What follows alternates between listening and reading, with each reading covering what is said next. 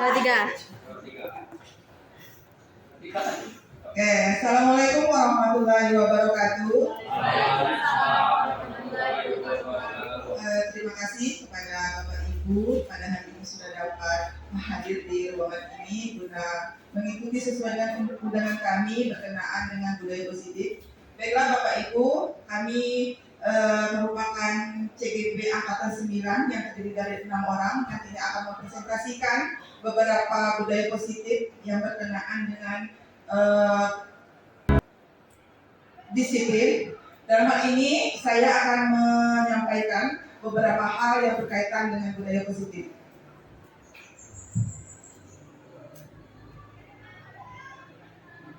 Adapun kami dari SMA 4 Negeri Raja Lobong, yaitu terdiri dari 6 orang. Pada dasarnya kebanyakan orang akan menghubungkan kata disiplin dengan tata tertib, teratur, dan kepatuhan pada peraturan.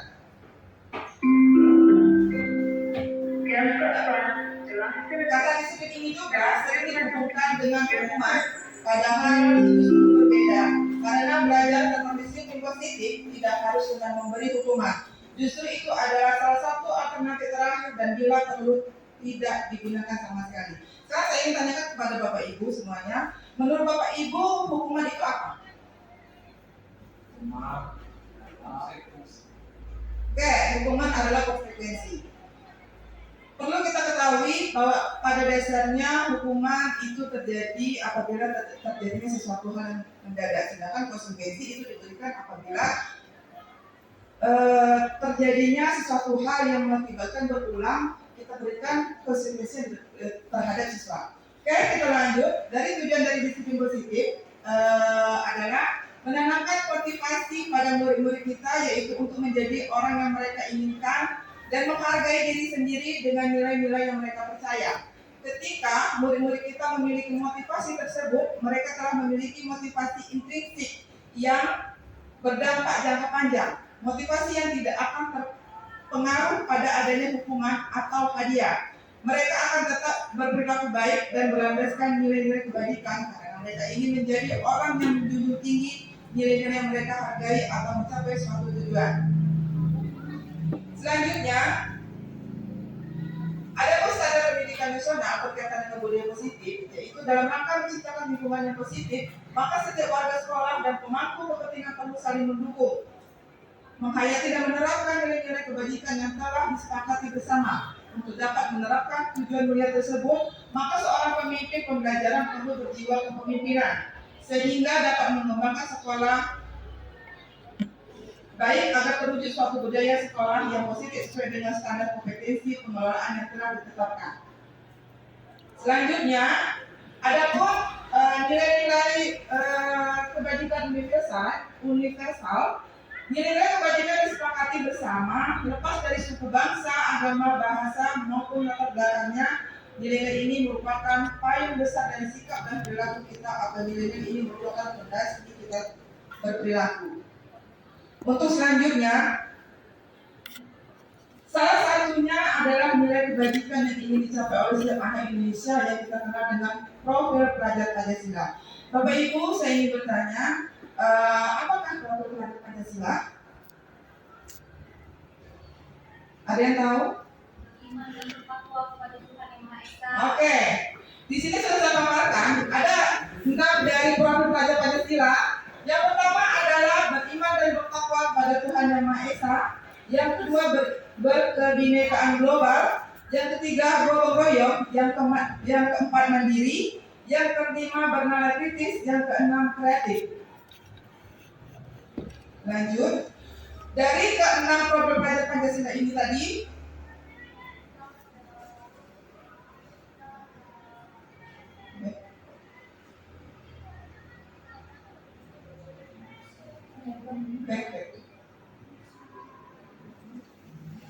dari ke-6 profil Pancasila ini tadi dicampurlah ada beberapa bagian yang dari seperti kebinekaan.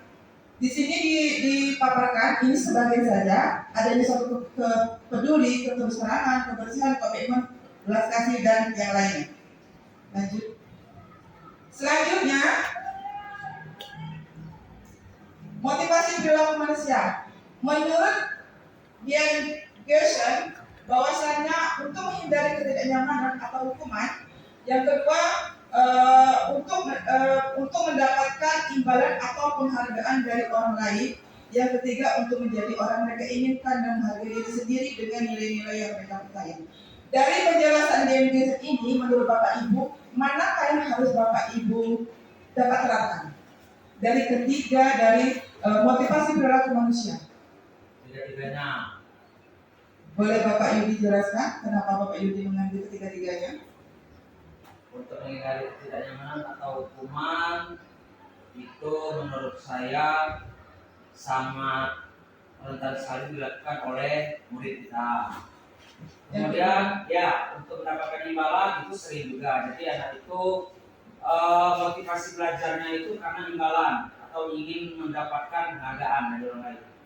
Kemudian untuk menjadi orang yang mereka inginkan dan menghargai diri sendiri dengan yang mereka percaya itu sudah jelas. Ada karakter anak murid yang seperti itu karakternya di lingkungan sekolah kita. Oke. Menurut Bapak Yudi bahwasanya untuk ketiga ini bisa diterapkan, namun ada beberapa hal yang perlu kita sikapi, bahwasanya untuk menghindari ketidaknyamanan siswa adalah kita memberikan suatu hukuman. Sering kita lakukan, misalnya salah dikit anak tidak membuat tugas, kita kasih hukuman. Nah, gitu.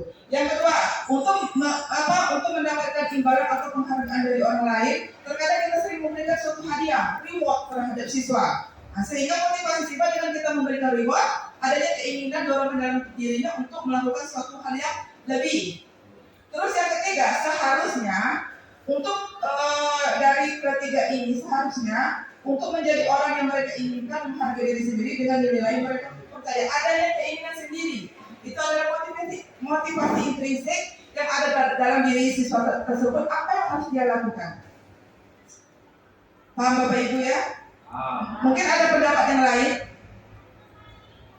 Oke, kita lanjut lagi untuk selanjutnya, yaitu yang disampaikan tadi itu berkaitan dengan hukuman dan konsekuensi dan restitusi. Sekarang saya ingin tanya yang seperti saya sampaikan tadi, menurut Bapak Ibu konsekuensi itu apa? Atau hukuman itu apa?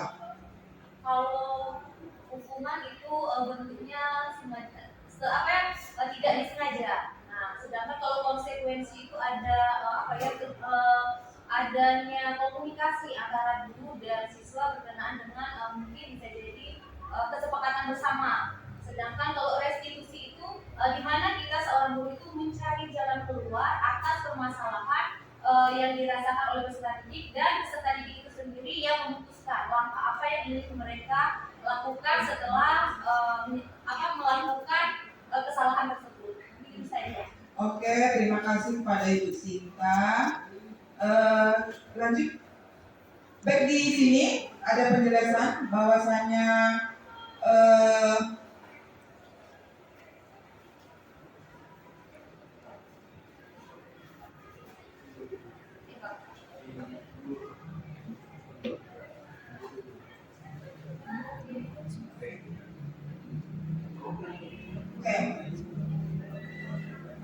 hukuman berarti ketika kita memberikan hukuman terhadap siswa adalah identitas yang gagal dan identitas sukses. Identitas yang gagal adanya tidak adanya tumbuhnya kesadaran dalam siswa itu untuk tidak berbuat lagi tindakan pelanggaran yang akan dia lakukan. Terus identitas sukses seperti saya sampaikan tadi, berarti ada suatu motivasi intrinsik yang pada dari siswa, adanya keinginan untuk berubah. Lanjut.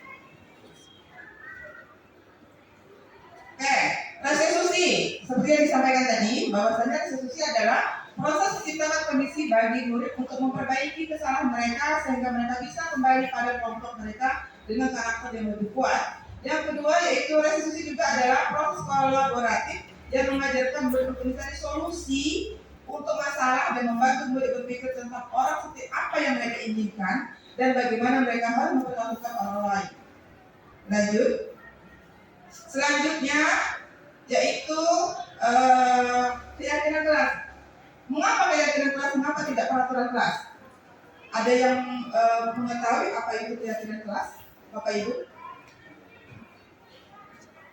Oke, Bu Ita, apa itu keyakinan kelas? Keyakinan kelas itu berkaitan dengan nilai-nilai kebajikan yang sifatnya universal. Kalau peraturan itu tentu saja halnya lebih konkret dan lebih terkait dengan pemaksaan gitu. Karena tidak disepakati. Kalau keyakinan kelas itu biasanya kedua belah pihak itu menyepakati, sehingga kalau sudah sepakat biasanya kalau seandainya salah satunya melanggar, maka ada konsekuensi dari apa yang sudah disepakati. Oke, bagus sekali. Berarti seperti Bapak Ibu, bahwasanya peraturan kelas berarti peraturan itu yang dibuat oleh sekolah secara keseluruhan. Sedangkan keyakinan kelas ini yang dibuat adalah kelasnya masing-masing. Keyakinan kelas apa yang harus dibuat oleh aturan, apa yang harus dibuat oleh kelas itu sendiri. Lanjut. Terus nilai-nilai keselamatan atau kesehatan inilah yang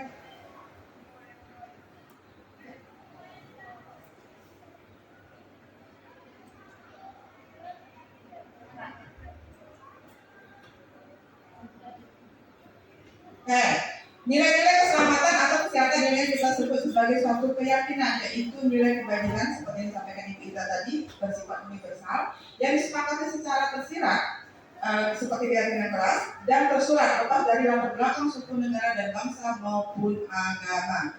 Lanjut. Selanjutnya, pembentukan keyakinan kelas. Kita ketahui bahwasanya untuk pembentukan keyakinan kelas ini bersifat abstrak, terus daripada peraturan yang lebih rinci dan konkret. Sedangkan keyakinan kelas berupa pernyataan-pernyataan secara universal seperti disampaikan Ibu Ita tadi. Terus pernyataan keyakinan kelas senantiasa dibuat dalam bentuk positif, ya, untuk menunjang motivasi siswa dalam proses pembelajaran. Terus yang keempat itu keyakinan kelas sebenarnya tidak terlalu banyak sehingga mudah diingat dan dipahami oleh semua warga kelas. Terus keyakinan kelas sebaiknya sesuatu yang dapat diterapkan di lingkungan tersebut, berarti di lingkungan kelas tersebut. Selanjutnya, semua warga kelas hendaknya diikuti berkontribusi dalam membuat suatu keyakinan kelas lewat kegiatan curah pendapat. Selanjutnya, bersedia meninjau kembali keyakinan kelas dari waktu ke waktu.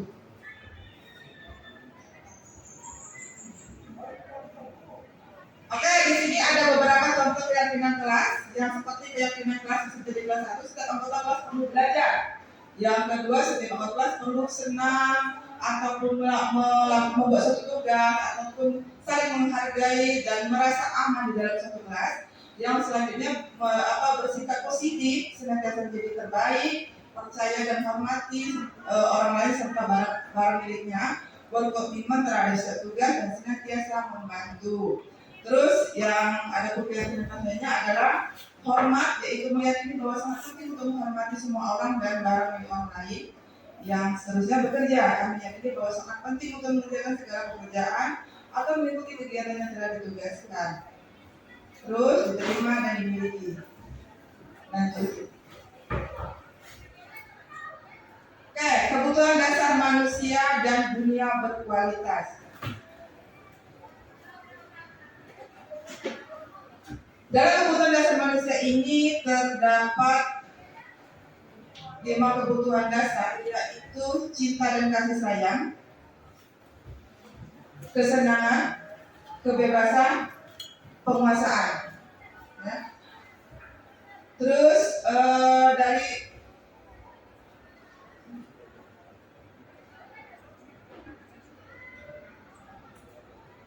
Terus 5 posisi kontrol, ya, seperti dijelaskan tadi adanya 5 posisi kontrol ini dalam budaya positif terdiri dari 5. Yang pertama yaitu penghukum, pembuat rasa bersalah. Yang ketiga itu teman. Yang keempat itu pemantau. Yang kelima itu manajer. Sekarang saya ingin bertanya kepada Bapak Ibu semuanya, dari kelima posisi kontrol ini, yang manakah yang Bapak Ibu lakukan? Oke, Pak Anggi. Kalau saya, Bu, mulai dari penghukum sampai kelima itu pernah semua, Bu, dilakukan. Salah satu contohnya penghukum. Ketika siswa melanggar di dalam KBM yang saya laksanakan, saya sering memberi hukuman. Contoh sepertinya berdiri, duduk contohnya, kemudian membuat rasa bersalah. ketika siswa di kelas sama ketika belajar KBM saya, ketika siswa membuat suatu problem masalah, saya sering menekankan maksud dan tujuan sampai melakukan hal tersebut. Nah, kalian teman, biasanya itu di luar KBM, banyak saya mendorong siswa dengan cara membuat seperti teman ketika mengobrol. Pemantau itu paling memperhatikan tentang aktivitas kegiatan atau perilaku siswa. Nah, yang manajernya Bu, itu biasanya saya terapkan di kondisi anak ketika dia melanggar dan saya informasikan baik itu dari ketua kelas atau lain, saya memanggil dan saya mengajak anak tersebut berdiskusi Bu. Oke, kayak gitu Bu. Oke, bagus sekali pendapat dari Pak Andi. Kita kasih aplaus dulu Pak Andi. Baiklah, mungkin ada yang lainnya berkenaan dengan lima positif kontrol ini. Mungkin ada tanggapan yang lainnya. Apa yang pernah Bapak Ibu lakukan ketika anak itu melanggar aturan? Karena ini berkaitan kita sebagai seorang guru. Pada dasarnya seperti Pak Andi jelaskan tadi, kelima ini sudah kita laksanakan. Tapi sesuai dengan posisi permasalahan yang kita alami terhadap siswa. Tidak semua dalam permasalahan itu kita berikan suatu hukuman. Mungkin ketika seperti Pak Andi tadi, anak yang tidak membuat tugas disuruh tidak di depan kelas, tapi sesuai dengan permasalahan yang terjadi pada saat itu. Paham ya Bapak Ibu? Tapi pada dasarnya kelima posisi ini yang perlu kita perhatikan, yang perlu kita miliki sebagai seorang guru adalah posisi manajer. Bagaimana kita bisa meminit, bagaimana kita bisa mengolah permasalahan, bagaimana kita bisa menjadi seorang orang tua terhadap murid kita agar dia bisa menjalankan proses pembelajaran sesuai dengan perkembangannya. Lanjut. Yang selanjutnya adalah segitiga restitusi. Segitiga restitusi ini terbagi dalam 3 bagian, yaitu menstabilkan identitas. Nanti Bapak Ibu, saya akan menampilkan sebuah video yang berkenaan dengan segitiga restitusi. Segitiga restitusi ini terbagi dalam 3 bagian. Yang pertama yaitu menstabilkan identitas. Yang kedua, validasi tindakan yang salah. Yang ketiga, menanyakan keyakinan kelas. Nah, berkenaan dengan permasalahan ini, Bapak Ibu, silakan Bapak Ibu lihat nanti video yang akan kami tampilkan. Dan video ini berkenaan dengan aksi nyata saya. Adapun aksi nyata saya ini saya berikan terhadap siswa kelas 10-3, yaitu siswa yang terlambat datang ke sekolah. Itu aksi nyata saya yang berkaitan dengan segitiga restitusi. Bapak Ibu silakan lihat videonya.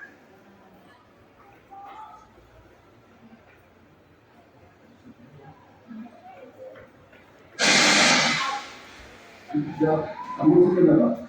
Yang terjadi lalu nanti di rumah di dalam sekolah. Tidak kamu tapi malah itu.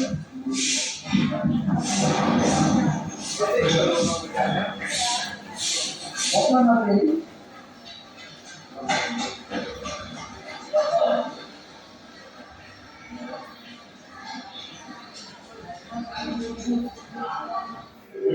Silakan Pak.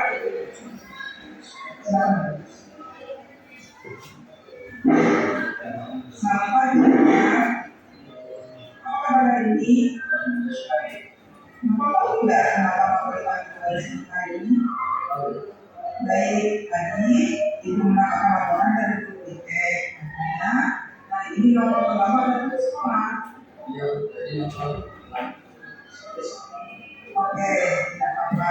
Oke Bapak Ibu, ini berkaitan dengan keyakinan kelas menanyakan kedatangan dan keterlambatan siswa. Jadi di depannya Saya ini malam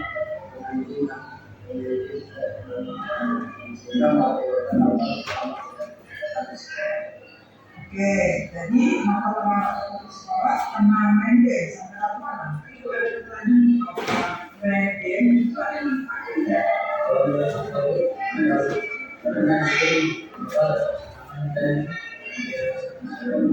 Baik, kalau begitu akan membawa mereka di kehidupan enak, membawa kesiangan dan kemudian ke sekolah. Satu, saya ketika saya mungkin saya menjelaskan soal seperti Baik, lupa apa yang dilakukan. Jadi, mengatakan seperti itu, pada tempat mengatakan yang menurut nomor penting. Nah, sekarang menurut nomor, apakah Mary itu 100 sampai Mary tidak menolak? kita tidak boleh lupa karena saya siswa terus dapat disiplin dalam waktu. Nah, sekarang nomor dan nomor itu sudah meyakini kesepakatan luas yang telah dibuat di kelas. Oke Bapak Ibu, ini kontak berkenaan dengan menggunakan suatu keyakinan kelas dan kesepakatan kelas yang sudah ditetapkan oleh kelas. Karena saat belajar harus bisa membagi waktu di mana dapat membagi waktu ketika belajar dan saat ini. Betul sekali, itu yang Ibu harapkan. Semoga dengan adanya kejadian ini membuat Bapak lebih baik lagi ke depan dan jadi anak sukses. Sekarang silakan Bapak kembali ke kelas dan lanjut seperti biasa. Terima kasih. Nama saya Nova Serika dari Ini adalah siswa mengambil seperti dari diskusi yang didapatkan ketika melakukan sedikit aturan sekolah dan saya akan menjadi lebih baik. Saya akan membagi waktu saat belajar dan ada saatnya untuk bermain. Dari video yang aslinya saya buat,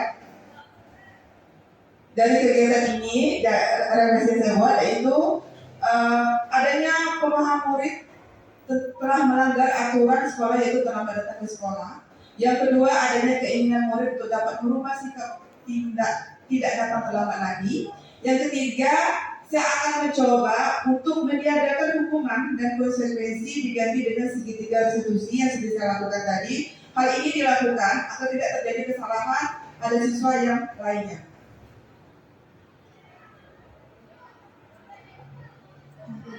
Oke Bapak Ibu, hanya itu yang dapat saya sampaikan. Terima kasih.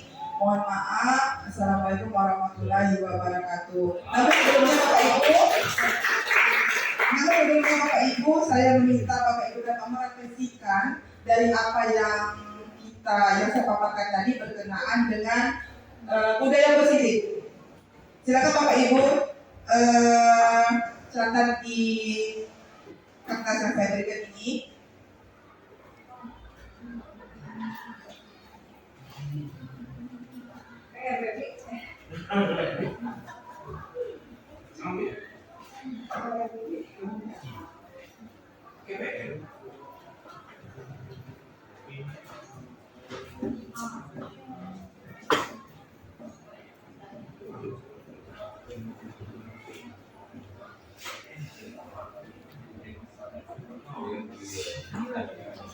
Bapak Ibu, silakan Bapak Ibu buat berkenaan merefleksikan apa yang telah Ibu dapatkan pada hari ini. Ada pertanyaannya. Materi apa yang Bapak Ibu dapatkan hari ini? Materi apa yang Bapak Ibu dapatkan hari ini? Berkenaan dengan budaya positif.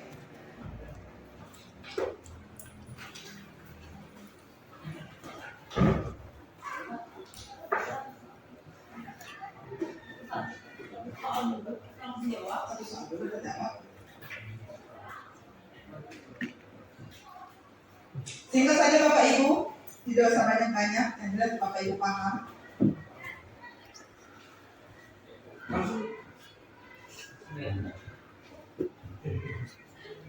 Materi apa yang Bapak Ibu dapatkan pada hari ini? Berkenaan dengan budaya positif. Oke Bapak Ibu, kalau yang sudah silakan tembak di depan.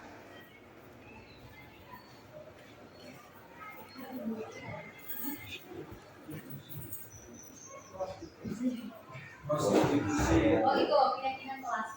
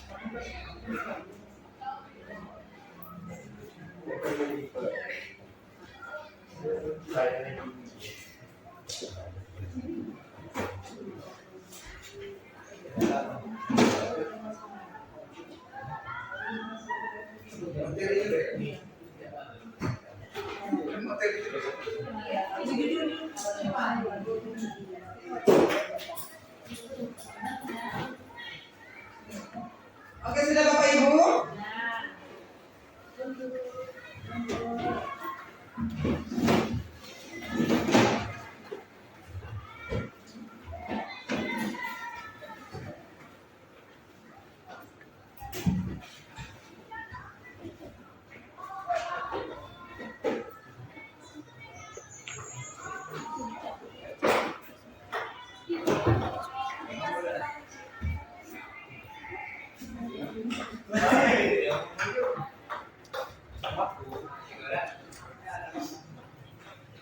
Oke, saya minta satu lagi pertanyaan. Tindak lanjut apa yang akan Ibu lakukan, Bapak Ibu lakukan berkenaan dengan budaya positif ini? Berkaitan dengan 5 posisi kontrol. 5 posisi kontrol.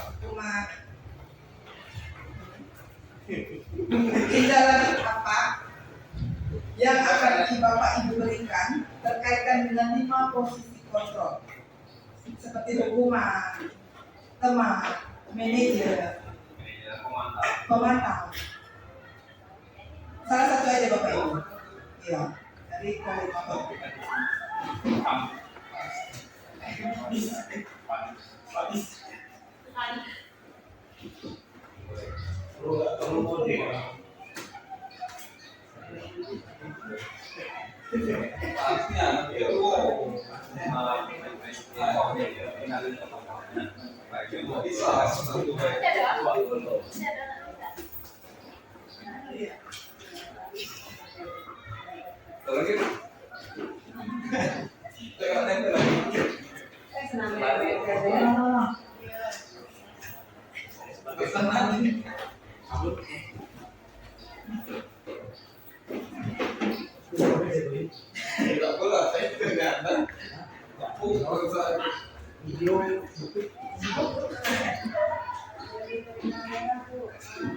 Oke, sudah semua Bapak Ibu.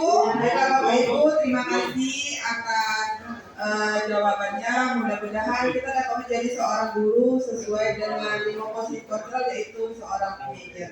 Terima kasih semuanya atas kesempatannya. Assalamualaikum warahmatullahi wabarakatuh.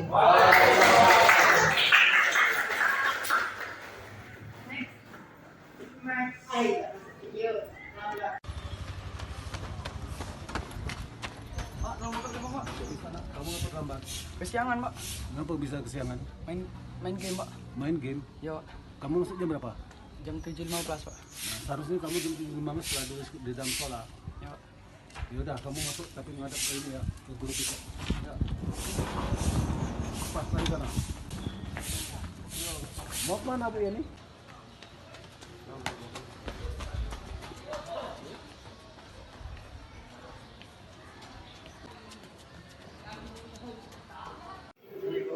Waalaikumsalam. Silakan masuk Nopal. Silakan. Selamat pagi Nopal. Apa kabar hari ini? Alhamdulillah sehat, Bu. Nopal tahu tidak kenapa Nopal dipanggil ke sini hari ini? Tidak tahu, Bu. Baik, tadi Ibu mendapatkan laporan dari guru piket. Katanya hari ini Nopal terlambat datang ke sekolah. Iya, Bu. Tadi Nopal terlambat. sampai sekolah. Oke, tidak apa-apa karena setiap orang itu pasti pernah melakukan suatu kesalahan. Namun yang paling penting adalah bagaimana caranya kita bisa memperbaiki diri kita untuk kedepannya. Ya Bu, saya tadi malam bermain game sampai larut malam sehingga mengakibatkan Novel terlambat datang ke sekolah. Oke, jadi Nova terlambat datang ke sekolah karena main game sampai larut malam. Iya Bu. Ibu ada pertanyaan untuk Nova. Main game itu ada manfaatnya tidak? Kalau menurut Novel Bu, ada Bu. Karena di game Novel dapat kesenangan dan menghilangkan stres saya. Baik, kalau begitu keadaannya akan membawa hal negatif untuk Noval. Contohnya, Noval bangun kesiangan dan terlambat datang ke sekolah. Iya Bu, tapi Bu, menurut saya ketika saya main game saya mendapatkan kesenangan secara pribadi. Baik, Ibu paham apa yang Noval maksudkan. Jadi, mengatakan hal seperti itu karena Noval mempertahankan yang menurut Noval penting. Nah, sekarang menurut Noval, apakah main game itu bagus sampai main game tidak ada waktu? Menurut Novel tidak bagus Bu. Kenapa? Karena seorang siswa harus dapat disiplin dalam mengenai waktu.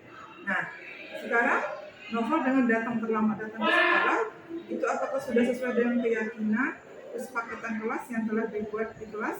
Tidak sesuai Bu, karena seharusnya Novel dapat menghargai dan membagi waktu dengan baik. Nah, begitu artinya karena dalam diri Noval sendiri sudah ada kesadaran di mana Noval dapat menghargai dan membagi waktu itu sangat penting. Nah, sekarang Ibu bertanya sekali lagi, apakah menghargai waktu itu sangat penting? Sangat penting Bu, karena seorang pelajar harus bisa membagi waktu di mana dapat membagi waktu ketika belajar dan saat bermain game. Betul sekali, itu yang Ibu harapkan. Semoga dengan adanya kejadian ini membuat Noval jadi lebih baik lagi ke depan dan menjadi anak yang sukses. Baik Bu. Sekarang silakan Noval kembali ke kelas dan belajar seperti biasa. Baik Bu, terima kasih Bu.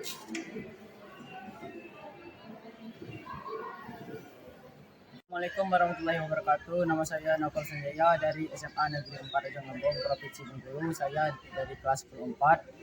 Saya telah melanggar aturan sekolah dengan datang terlambat. Setelah kejadian tersebut, saya akan menaati peraturan sekolah dan saya akan menjadi lebih baik. Saya akan membagi waktu saat belajar dan ada saatnya untuk bermain game.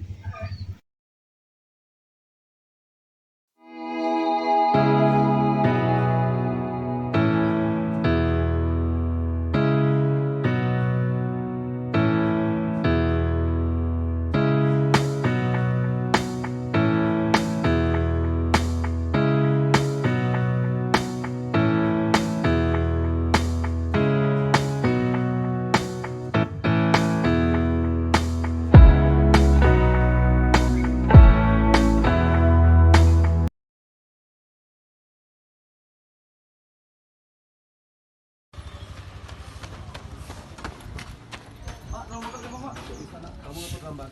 Kesiangan, Pak. Kenapa bisa kesiangan? Main game, Pak. Main game? Ya, Pak. Kamu masuk jam berapa? Jam 7.15, Pak. Nah, seharusnya kamu jam 7.15 setelah di dalam sekolah. Ya, Pak. Yaudah, kamu masuk tapi menghadap ke ini ya, ke guru kita. Ya. Pas lagi sana. Mau kemana Bu ini?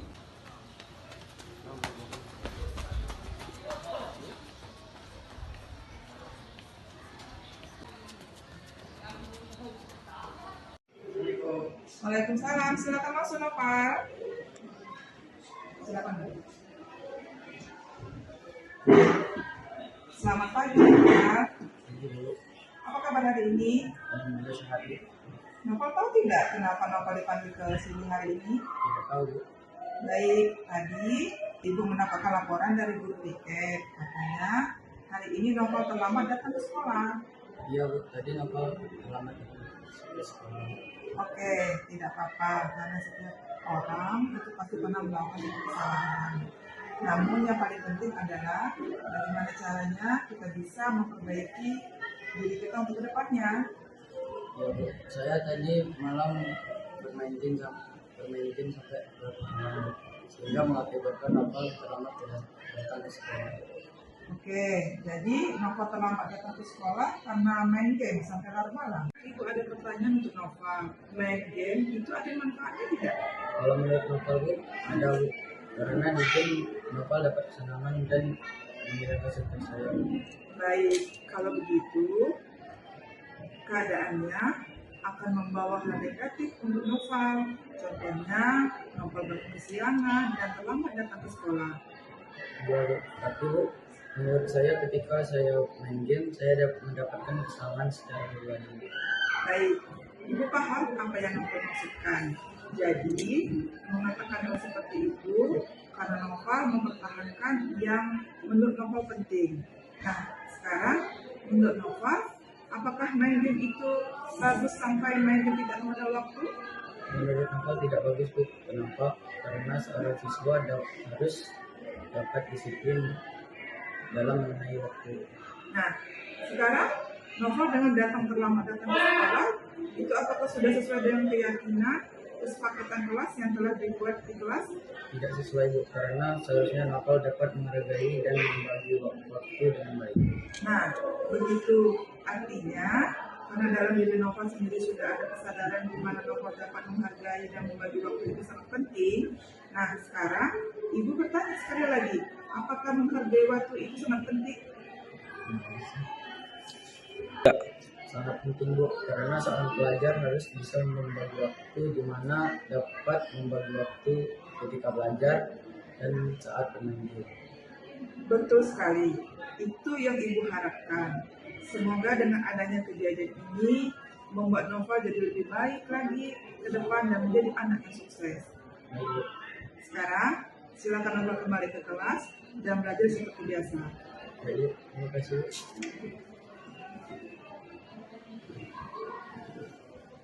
Assalamualaikum warahmatullahi wabarakatuh. Nama saya Novel Sanjaya dari SMA Negeri 4 Ujung Lembong, Provinsi Bengkulu. Saya dari kelas 4. Saya telah melanggar aturan sekolah dengan datang terlambat. Setelah kejadian tersebut, saya akan menaati peraturan sekolah dan saya akan menjadi lebih baik. Saya akan membagi waktu saat belajar dan ada saatnya untuk bermain game.